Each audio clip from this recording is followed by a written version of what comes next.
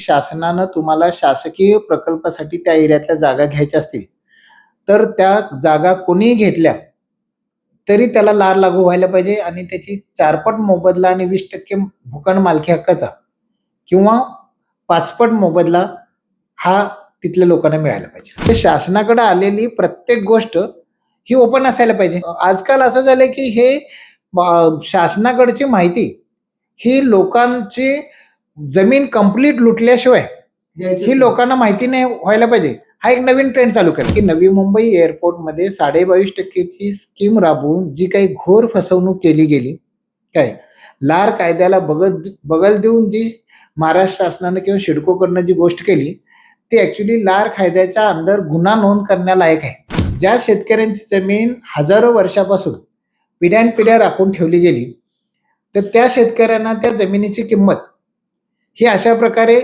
काल किती होती आणि आज किती मिळाली असे मोजता येणार नाही. त्या शेतकऱ्यांना त्या जमिनीच्या मोबदल्यात येणाऱ्या जनरेशनचं लाईफ कसं सुखकर होईल या पद्धतीची कायमची सोय करता यायला पाहिजे. अशा प्रकारचं प्रारूप असणं अपेक्षित आहे आणि म्हणूनच लार सारखा एवढा चांगला कायदा आला. त्यांनी कुठल्या तरी प्रायव्हेट कंपनीला ती जागा विकायची आणि तुम्ही त्या प्रायव्हेट कंपनीच्या मार्फत घेणार आणि त्या प्रायव्हेट कंपनीला तुम्ही 10 पट त्याचं प्रॉफिट देणार. त्याच्याऐवजी त्या प्रायव्हेट कंपनीच्या जागी नंबर ऑफ शेतकरी जर आले तर त्याच्यात काय चुकीचं. MMRDAच्या या भूलथापाला बळी पडून जर त्यांच्या ऑनलाईन सिस्टममध्ये 27 एप्रिल पासून जी सुरुवात झालेली आहे त्याच्यामध्ये जर एखाद्या शेतकऱ्यांनी 27 एप्रिल 2026 पासून एखाद्या शेतकऱ्यांनी 216 एकर जागा शासनाला मिळाली, MMRDAला मिळाली म्हणजे काही लोकांनी द्यायला सुरुवात केली, तर आपण पण द्यायला पाहिजे असा गैरसमज होऊन जर ती दिली गेली तर त्यांची तिथं मान कापली जाणार आहे. नमस्कार, मी सागर राजे, प्रभात पर्व न्यूजवर आपलं सर्वांचं स्वागत करतो. तिसऱ्या मुंबईची सध्या सर्वत्र चर्चा आहे आणि या तिसऱ्या मुंबईसाठी शेतकऱ्यांनी जमिनी द्यायला सुरुवात केलेली आहे अशी माहिती शासनाकडनं दिली जात आहे. खरोखरच याच्यामध्ये काही तथ्य आहे का, की कुठली तरी वेगळी गोष्ट आहे? शेतकऱ्यांना या सगळ्या गोष्टीचा किती फायदा होणार आहे, या संदर्भात आपल्याला चर्चा करायची आहे. मागे देखील आपण या ठिकाणी उद्योजक शहाजी पाटील यांच्याशी चर्चा केली होती. आज पुन्हा एकदा आपण त्यांच्याशी चर्चा करणार आहोत. साहेब, स्वागत आहे आपल्या प्रभात पर्व न्यूजमध्ये. खरोखरच तिसऱ्या मुंबईची खूप मोठ्या प्रमाणात चर्चा चालू आहे. शेतकऱ्यांना कसा त्याचा फायदा होणार आहे, कशा रीतीने पुढची पिढी त्यांची संपन्न होणार आहे, अशा सगळ्या गोष्टी लोकांना वाटत आहेत. आणि आता खरं म्हणजे तिसऱ्या मुंबईसाठी शेतकऱ्यांनी जागा देखील द्यायला सुरुवात केलेली आहे अशीच माहिती अगदी शासनाकडनं दिली जात आहे. तुम्ही देखील ती ऐकलेली आहे. या गोष्टीमध्ये किती तथ्य मला अगोदर सांगा. या तिसऱ्या मुंबईच्या डेव्हलपमेंटमध्ये माझा पहिल्यापासून असा अट्टहास राहिलेला आहे की शहरीकरण करताना तिथल्या मूळचा जो जमीन मालक आहे त्याचं आणि तिथे राहणारे जे नागरिक आहेत त्या सगळ्यांचा त्या शहरामध्ये मोठा वाटा असायला पाहिजे आणि ते त्यांना बरोबर घेऊनच त्या शहराचा विकास व्हायला पाहिजे. आता या शहर करताना जे न्यू टाउन म्हणून MMRDAनं डिक्लेअर केलं, ते न्यू टाउन म्हणून डिक्लेअर केलं आणि त्याच्यानंतर अलीकडची एक न्यूज आलेली आहे की 216 एकर जागा MMRDAला कुणीतरी दिली. ती न्यूज अशा प्रकारे ब्लँकेट न्यूज दिली जाते की आता आम्ही 27 एप्रिल 2026 पासून MMRDAनं आवाहन केलेलं आहे की शेतकऱ्याने आम्हाला ऑनलाईन वरती संपर्क साधावा, त्यांचे 7/12 वगैरे देऊन आणि ते त्यांच्या प्रकल्पाला संमती देतात अशा प्रकारे कळवावं. आणि त्याच्यानंतर त्यांनी एक न्यूज अशी छापून आणली किंवा अशी एक घटना घडली की 216 एकर जागा ही MMRDAला एका पार्टीनं दिली. एका पार्टीने दिली का शेतकऱ्यांनी दिली, इथनं सुरुवात आहे. आता मी त्याच्यामध्ये डिटेलमध्ये येणार आहे. आता एका पार्टीनं म्हणजे एका प्रायव्हेट कंपनीनं ती MMRDAला दिली. आता त्याच्या मागची हिस्ट्री आपल्याला समजून घेणं फार गरजेचं आहे. बघा, 2019 मध्ये MMRDAनं MMR रिजनमध्ये विकास करण्यासाठी 4 ग्रोथ सेंटर त्यांनी प्लॅन केले. एक पेनमधल्या 11 गावांच्या मध्ये, एक त्यांनी कल्याणमध्ये केलं, एक भिवंडीच्या खारबावला केलं आणि एक बोईसरला. असं 4 ठिकाणी त्यांना ग्रोथ सेंटर करायचं 2019 मध्ये त्यांनी MMRDAनं ठरवलं. आणि त्याच्यानंतर ते 2023 मध्ये MMRDAनं एक बोर्ड रिझोल्युशन केलं, बोर्ड रिझोल्युशन नंबर 1665. त्या बोर्ड रिझोल्युशन मध्ये त्याने असं म्हटलं की 1000 किंवा 1000पेक्षा जास्त एकर जमीन एखाद्या प्रायव्हेट पार्टीनं ॲक्वायर करायची आणि ती जमीन ॲक्वायर केल्यानंतर त्यांनी MMRDA बरोबर जॉईंट डेव्हलपमेंट ॲग्रीमेंट करायचं आणि जॉईंट डेव्हलपमेंट ॲग्रीमेंट करून MMRDAला ती जमीन बिना मोबदला ट्रान्सफर करायची. त्याची मालकी MMRDAकडे आल्यानंतर MMRDA त्या जागेचा विकास करेल, त्या जागेवरती काही बिल्डिंग बांधेल, ती भाड्याने देईल, काही बिल्डिंग विकेल, काही प्लॉट विकेल, अशा मिक्स पद्धतीनं त्याच्यावरती डेव्हलपमेंट करून MMRDA त्यांचं ऑफिस वापरेल, त्यांचं नाव वापरेल. MMRDA म्हणजे शासन त्यांच्या विक्रीसाठी लागणारे सगळे प्रयत्न करतील आणि शासन आणि MMRDAची सगळी यंत्रणा वापरून त्या जमिनीचा विकास करून ती विक्री झाल्यानंतर विक्री झालेल्या किमतीतल्या 50% किंमत त्या जमीन मालकाला दिली जाईल. ज्यांनी ती जमीन शासनाला दिली असेल, MMRDA शासनाला दिली जाणार. आता ह्या 1000 एकरपेक्षा जास्तच्या ह्याच्यामध्ये MMRDA बरोबर एका कंपनीनं, प्रायव्हेट कंपनीनं 1200 एकर जमीन आम्ही घेऊन तुमच्याबरोबर येतो असं एक डेव्हलपमेंट ॲग्रीमेंट केलं. सुरुवातीला 1200 एकर एकत्र जागा मिळेल असं त्यांना वाटलेलं होतं, पण जसं जसं ते जागा ॲक्विजिशन करत गेले तसं त्यांच्या लक्षात आलं की सलग 1200 एकर जागा शक्य नाही. मग त्याच्यानंतर त्यांना सलग एक 216 एकरचं पॉकेट त्यांच्याकडे तयार झाल्यानंतर ते 216 एकरचं पॉकेट तयार झाल्यानंतर त्याची परवा अलीकडंच ते MMRDAकडे वर्ग झालं, पण ते त्या प्रायव्हेट पार्टीकडं त्या 216 एकरची खरेदी झाल्यानंतर अलीकडे जे दावोसमध्ये मुख्यमंत्री गेले, ते मुख्यमंत्र्यांनी या पेनमधल्या ग्रोथ सेंटरचं मार्केटिंग गेले 2 वर्ष दावोसमध्ये करतात. या वर्षीच्या दावोसच्या त्यांच्या भाषणामध्ये तिथून त्यांनी डिक्लेअर केले की आमच्याकडं 216 एकर जागा अस्तित्वात आहे आणि आम्ही ती ग्रोथ सेंटरसाठी वापरणार आणि त्याच्यासाठी काही 50,000 कोटी का लाख कोटी एवढे आम्ही इन्व्हेस्टमेंट आणणार असं त्यांनी डिक्लेअर केलं. आता ते त्यांच्याकडे जागा MMRDAच्या नावावर नसताना त्यांनी डिक्लेअर केलं, पण ठीक आहे की त्यांनी JDA केलेलं होतं, समोरच्या पार्टीकडे होती आणि त्यांचं ॲग्रीमेंट होते, त्यांना मिळायची, तर ती जागा त्यांनी अलीकडे दिली.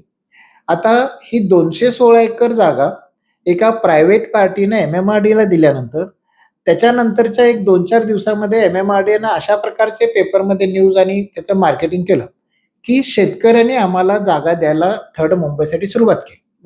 आणि त्याच्यानंतर त्यांनी शेतकऱ्यांच्याकडनं आम्हाला कन्सेंट मागवले आणि ते कन्सेंट मागवले त्याचा अर्थ काय की कन्सेंट म्हणजे तुम्ही फुकट आम्हाला जागा द्यायला तयार आहे आणि त्याच्या बदल्यात आम्ही तुम्हाला 22.5% म्हणजे ॲक्च्युअल 15.75%चा भाड्याचा भुकट देणार आहे. म्हणजे MMRDAच्या या भूलथापाला बळी पडून जर त्यांच्या ऑनलाईन सिस्टममध्ये 27 एप्रिलपासून जी सुरुवात झालेली आहे त्याच्यामध्ये जर एखाद्या शेतकऱ्यांनी 27 एप्रिल 2026 पासून एखाद्या शेतकऱ्यांनी 216 एकर जागा शासनाला मिळाली, MMRDAला मिळाली, म्हणजे काही लोकांनी द्यायला सुरुवात केली, तर आपण पण द्यायला पाहिजे असा गैरसमज होऊन जर ती दिली गेली तर त्यांची तिथं मान कापली जाणार आहे. म्हणजे त्याच्यामध्ये त्यांनी दिलेली जागा ही त्यांनी 22.5% साठी संमती दिली असं त्याचं समजलं जाणार आहे. माझी शासनाला जाहीर आव्हान आहे की तुम्हाला ज्या काही कंपनीनं 216 एकर जमीन दिली त्या कंपनीचं तुम्ही नाव डिक्लेअर करा. ते कॉन्फिडेन्शियल ठेवायची काय गरज आहे? आपण लोकशाहीमध्ये राहतोय ना. बरोबर. जे शासन कुणाबरोबर काय काम करतंय हे लोकांना माहिती असलं तर वावगं काय. नंबर 2, त्या पार्टीनं ती जागा खरेदी केलेली आहे 216 एकर, ती काय किमतीने जागा खरेदी केली ते डिक्लेअर करा. नंबर 3, तुम्ही आतापर्यंत त्या जागेवरती गेल्या 2 वर्षात MMRDAनं मार्केटिंग करून आणि तुमचे जे काही ग्रोथ सेंटर किंवा बाकीचे सगळे प्लॅन तुम्ही इंटरनॅशनल लेवलवरती ठेवल्यानंतर त्याच्यानंतर गेल्या वर्षीच्या दावोसमध्ये तुम्ही ती जागा काय किमतीला सेल केली, त्यातली जी काय असेल ती 216 एकरपैकी समजा तुम्ही 25 एकरची कमिटमेंट केली, 50 एकरची केली, 100 एकरची केली, त्याची काहीतरी टेंटेटिव्ह कॉस्ट ठरली असेल ना. म्हणजे समोरचा माणूस काहीतरी 1 लाख कोटी घेऊन येणार आहे तिथं इन्व्हेस्टमेंट करण्यासाठी, तर त्याला लँड तुम्ही काय किमतीला देणार आहे? 5,000 कोटीला दिली, 1,000 कोटीला दिली, 10,000 कोटीला दिली, त्याची काहीतरी किंमत असेल. बरोबर आहे. म्हणजे त्या गोष्टी तुम्ही डिक्लेअर करा, म्हणजे लोकांच्या समोर येऊ दे की ग्रोथ सेंटरमधली एक जागा आहे, ती ॲक्विजिशन केल्यानंतर त्याची ॲक्विजिशनची कॉस्ट काय, त्याच्यावरती टेंटेटिव्ह एस्टिमेटेड MMRDA काय खर्च करणार आहे आणि MMRDAने दावोसमध्ये ती जागा काय किमतीला विकली. हा व्यवहार एकदा लोकांच्या समोर आला की लोकांना त्यांच्या जागेचं पोटेन्शियल लक्षात येईल. बरोबर आहे. आता त्याच्यानंतर हे अशा प्रकारचं शासनाला डेव्हलपमेंट करताना प्रायव्हेट लोकांना जमीन खरेदी करायला सांगून त्यांच्याकडून जमीन आपल्याकडे वर्ग करून घेणं या प्रकाराला माझा सक्त विरोध आहे. एक गोष्ट म्हणजे आता परत मी मागे येतो. एकतर एका प्रायव्हेट कंपनी कडून शासनाने ती जमीन घेतली. आता अर्थातच साहेबांना त्या प्रायव्हेट कंपनीचं नाव माहिती आहे, सगळ्या गोष्टी माहिती आहेत. शासनाने त्या गोष्टी उघड केल्या पाहिजे अगोदर. म्हणजे खऱ्या अर्थाने ती खरी लोकशाही असणार आहे. बरोबर. जे शासनाचं कर्तव्य, ते आपलं कर्तव्य नाही, नाही का? जसं एखाद्या पत्रकाराने सोर्सेस डिक्लेअर म्हणजे ते रिव्हील केलं पाहिजे अशातलं भाग नाही, तसंच तुम्ही केलं पाहिजे अशातला भाग नाही. परत लिटिगेशन येणार की नव्हतं, असं नव्हतं. मला सांगा की ज्या वेळेला प्रायव्हेट कंपनी अशी जागा देते शासनाला, त्यांना त्याचा कसा फायदा होतो आणि शेतकऱ्यांना जर ती तशी जागा दिली तर सेम तसाच फायदा त्या शेतकऱ्यांना होणार आहे. हे बघा, ऍक्च्युली शासनाला प्रायव्हेट कंपनीच्या थ्रू जागा घेणं हेच बेकायदेशीर आहे. ओके. लार कायदा असं सांगतो की शासनाला एखाद्या प्रोजेक्टसाठी जागा घ्यावायची असेल तर ती जागा घेण्याच्या अगोदर त्याचा सोशल इम्पॅक्ट असेसमेंट करायला पाहिजे आणि त्याच्यानंतर ती जागा ॲक्विजिशन करायची प्रोसिजर आहे. आता सोशल इम्पॅक्ट असेसमेंट सर्वे कशासाठी? सोशल इम्पॅक्ट असेसमेंट सर्वे झाला तर त्या एरियामध्ये एक्झिस्टिंग असलेली गावं, त्या गावठाणाच्या बाहेर असलेलं बांधकाम, त्या एक्झिस्टिंग असलेल्या गावाची भविष्यातली होणारी ग्रोथ आणि त्याच्यासाठी त्यांना पोटेन्शियल लागणारे गावठाणं विस्तारासाठीची जागा, या सगळ्याचा विचार करून राहिलेली जागा किती असते आणि मग त्याचा कशा पद्धतीने विकास केला जाईल, ह्या सगळ्याची मांडणी पहिल्यांदा ती ग्रामसभेच्या समोर मांडणी करणं आणि मग त्याच्यानंतर त्याच्या पुढच्या विकासाला सुरुवात होणं हे लार कायद्याला अपेक्षित आहे, हे लोकशाहीला अपेक्षित आहे. तर या सगळ्या गोष्टींमध्ये फाटा देऊन अगदी MMRDA ते शहर वसवण्यासाठी परवानगी दिली की MMRDA दुसऱ्या दिवशी आम्हाला ती जागा तुम्ही दान द्या म्हणायला सुरुवात करते, हे एकदम बेकायदेशीर आहे. म्हणजे अगदी त्यांना तुम्ही आम्हाला जागा कुठल्याही स्कीम खाली द्या असं म्हणायच्या अगोदर त्यांनी त्या एरियाचा सोशल इम्पॅक्ट असेसमेंट सर्वे केला असणं हे कायदेशीर गरज आहे आणि ती पहिली स्टेप आहे. ती पहिली स्टेप न करता ती पहिली स्टेप डावलून जे काही MMRDA किंवा शासन करायला चालले ते सगळं चुकीचं आहे. आता दुसरी गोष्ट, त्या तिथल्या शेतकऱ्यांनी प्रायव्हेट कंपनीला समजा आपण एक 10 रुपयाला ती जागा विकली, तर ती 10 रुपयाला जी जागा त्यांनी विकली ती जागा शासनाचा प्रोजेक्ट करण्यासाठी ती त्यांनी 5पट किंमत देऊन 50 रुपयाला घेणं अपेक्षित आहे किंवा 4पट पैसे देऊन 40 रुपयाला घेऊन त्यातली 20% जागा विकसित भूखंड देणं अपेक्षित आहे. म्हणजे तिथल्या ज्या काही प्रायव्हेट कंपनीनं 262 एकर जागा खरेदी केली, म्हणजे ते 262 एकर जमिनीचे मालक त्यांचा 5पट मोबदला घेण्याचा हक्क हिरावून घेतला गेला किंवा त्यांचा 4पट मोबदला घेण्याचा आणि 20% मालकी हक्काचा भूखंड घेण्याचा मोबदला हिरावून घेतला गेला. म्हणजे अशा प्रकारे वेगळ्या वेगळ्या योजना काढून मूळच्या शेतकऱ्यांच्या वरती शेतकऱ्यांचे लार कायद्याने दिलेले हक्क हिसकावून घ्यायचे, ही जी काही शासनाची भूमिका आणि ही जी काही चाल आहे ही एकदम चुकीची आहे. माझी परत एकदा हात जोडून ह्या शासनामधल्या हुशार IAS ऑफिसरांना ही सूचना आहे की शासन हे लोकशाही पद्धतीनं आपल्याकडे राबवलं जातं आणि लोकांनी लोकांच्यासाठी चालवलेलं शासन असायला पाहिजे आणि मग त्या शासनाला सूचना करताना, सजेशन देताना प्रशासनातल्या लोकांनी लोकांच्या हितासाठीच्या सूचना द्यायला पाहिजेत, ना की लोकांना आपण फसवून त्यांच्याकडनं कसं लुटून घेऊ शकतो आणि शासन जास्तीत जास्त कसा प्रॉफिट करू शकतो. अगदी MMRDAच्या दिलेल्या GR मधल्या जे काही सूचना केलेल्या शासनानं MMRDAला सांगितलेलं आहे की तुम्ही अशा प्रकारची योजना बनवा की जास्तीत जास्त फायदा शासनाला व्हायला पाहिजे. म्हणजे शासनाला काय म्हणायचं आहे, म्हणजे लोकांची फुकट जागा घ्या आणि लाखो कोटी शासनाला प्रॉफिट व्हायला पाहिजे. MMRDAला शासनाकडनं अशा सूचना होणं अपेक्षित होतं की तुम्ही अशा प्रकारची स्कीम बनवा की तिथल्या जमीन मालकाला तिथल्या डेव्हलपमेंटचा जास्तीत जास्त लाभ व्हायला पाहिजे आणि अशा प्रकारचा विकास अपेक्षित आहे लोकशाहीला. शासनाला जास्तीत जास्त फायदा व्हायला पाहिजे. म्हणजे शासन म्हणजे काय प्रायव्हेट कंपनी? प्रायव्हेट कंपनी सुद्धा आजच्या डेटला हा सगळा इकॉलॉजिकल समतोल राखून, समाजातलं आपलं देणं आहे ते राखून, तिथल्या लोकांचं हित जोपासून आपण प्रोजेक्ट करायला पाहिजे असं त्यांच्या CEOना सजेशन करतं.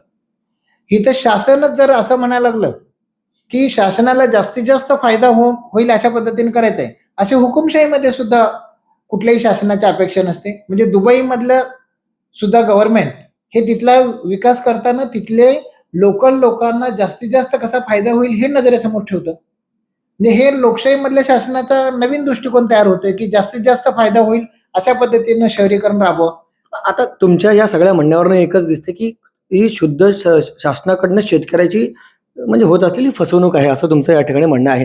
आता त्याला उपाय काय आहे? म्हणजे एकतर शेतकऱ्यांकडनं शासन म्हणतंय की बाबा तुम्ही आम्हाला संमती द्या जमीन संपादनासाठी, आणि एकीकडं शेतकऱ्यांकडनं न घेता त्यांनी प्रायव्हेट पार्ट्या देखील अशा राबवलेल्या आहेत, प्रायव्हेट कंपनी राबवलेल्या आहेत.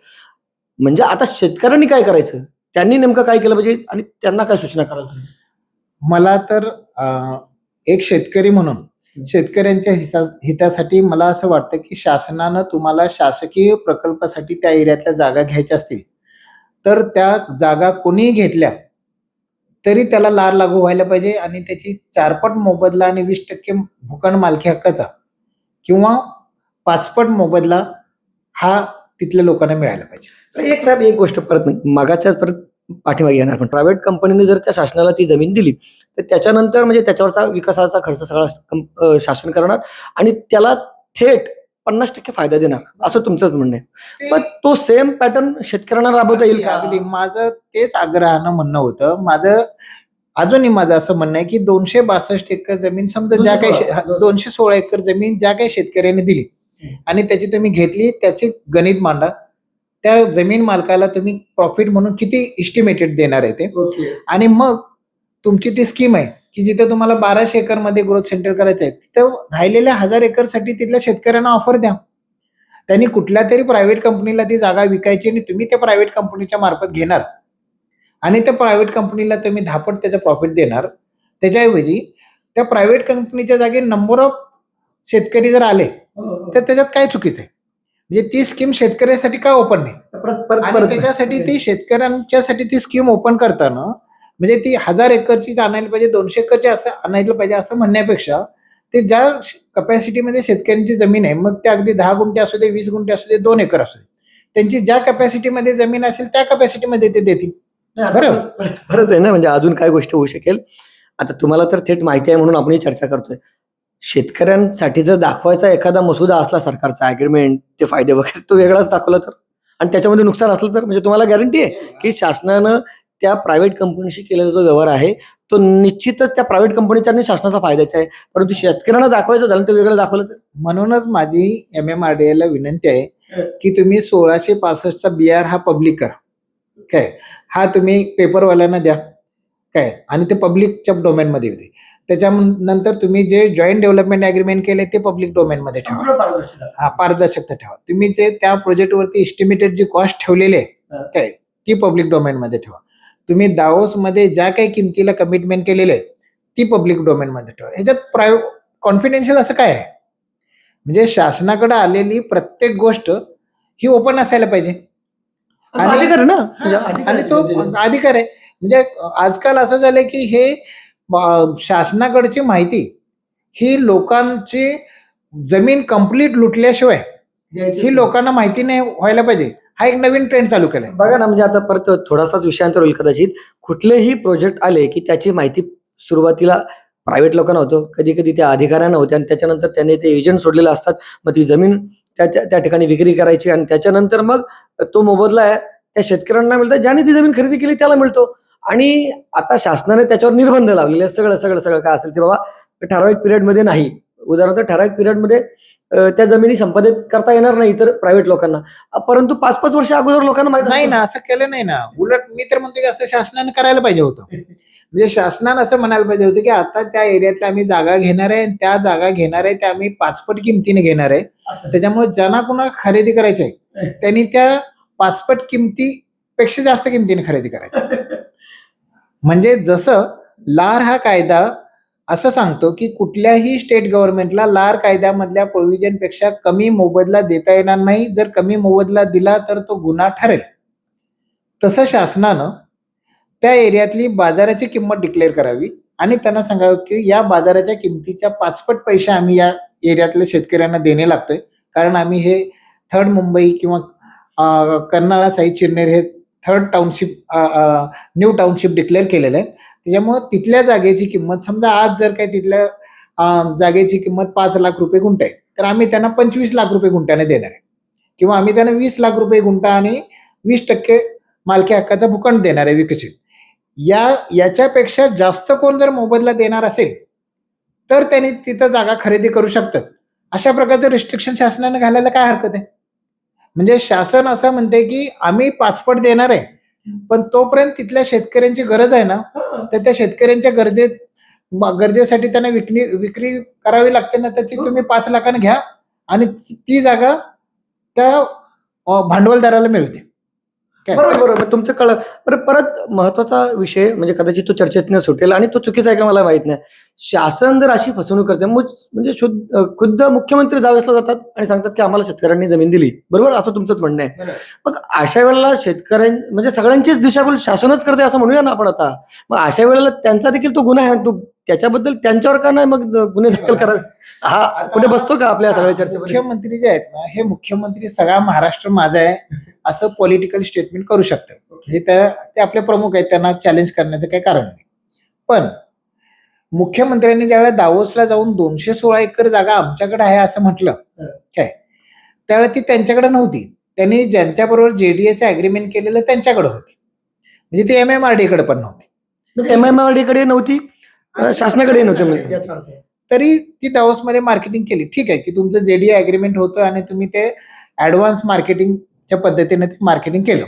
आता ते सगळ्या गोष्टी झाल्यानंतर त्या 216 एकर डेव्हलपमेंटचे तरी लोकांच्या समोर सगळं आणं. आता तुमच्याकडे जे काही टेंटेटिव्ह आराखडा तयार झालेला आहे की त्या 216 एकर जागा काय कॉस्टला ऍक्विजिशन केली, त्याच्यावरती तुम्ही डेव्हलपमेंटचे काय तुमच्या एस्टिमेटेड खर्च आहे, तुम्ही दावोसला काय रेटला त्याची कमिटमेंट करून आलाय, म्हणजे त्याचं एक पिक्चर क्लिअर होईल ना की कशा प्रकारची ग्रोथ तिथे एक्सपेक्टेड आहे, कशा प्रकारचं लँडचं पोटेन्शियल तिथं आपण प्रोजेक्ट करतोय. बरं, अजून असं आहे की ही पेणच्या 11 गावातली जागा म्हणजे KSC न्यू टाउन मधलं शेवटचं टोक आहे.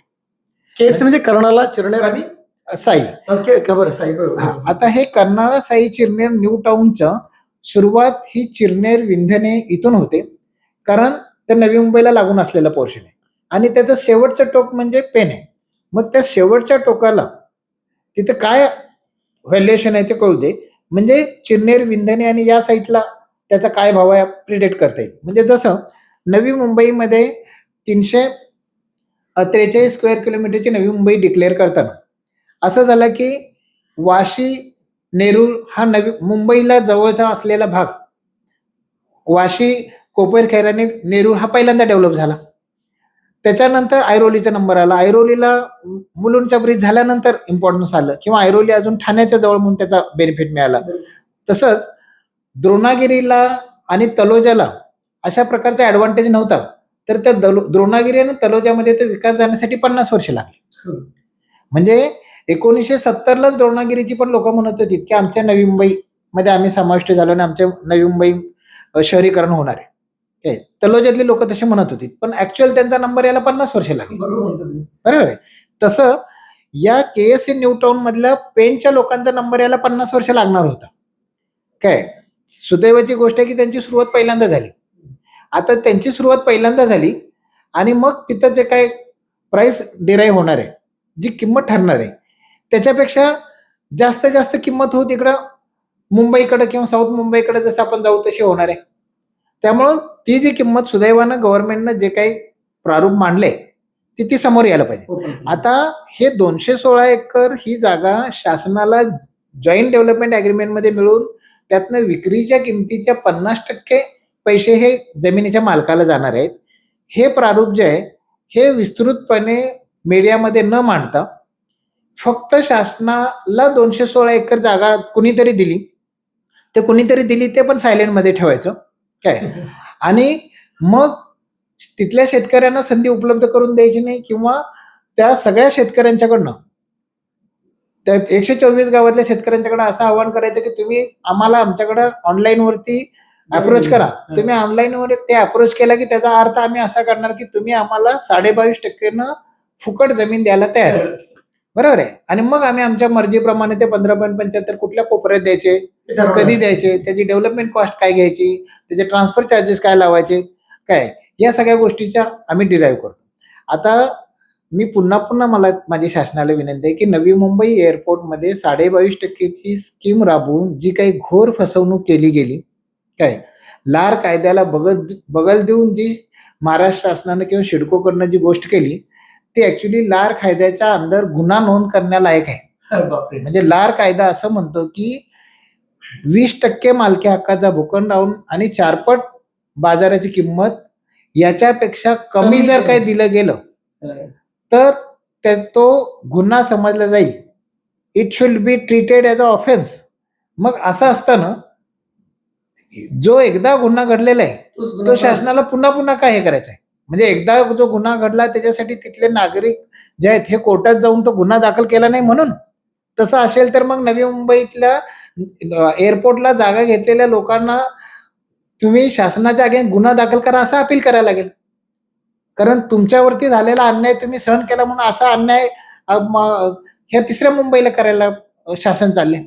तर त्यामुळं माझी शासनाला विनंती आहे, या सगळ्या गोष्टी शासनाला चांगल्या प्रकारे माहीत आहेत. प्रशासनातल्या सर्व अधिकाऱ्यांना ह्या सगळ्या गोष्टी माहीत आहेत. मी ज्यावेळेला प्रशासनातल्या अधिकाऱ्यांच्याकडे 1 to 1 डिस्कस करतो आणि या प्रकारची मांडणी करतो त्यावेळेला ते निरुत्तरित असतात.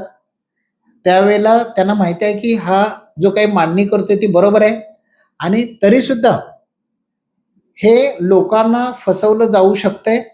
लोकांना फसवण्यासाठी हे ज्यांच्याकडे पैसे आहेत, लोकांची एखादी गरज आहे त्याच्यासाठी त्यांना पैशाची गरज आहे त्यासाठी मध्ये भांडवलदार किंवा ज्यांच्याकडे पैसे आहेत त्या लोकांना वापरून घेऊन काय नागवलं जाऊ शकते आणि मग त्याच्यानंतर हे जे पैसे नवीन पैसे देऊन खरेदी केलेली जमीन जी लोक आहेत त्यांना 5 लाखाला जमीन खरेदी केली त्याच्याऐवजी त्यांना 10 लाख मिळाले ते खुश आहेत. म्हणजे त्यांचं गणित कॅल्क्युलेशन मी 5 लाख लावले आणि मला 10 लाख मिळालाच आहे.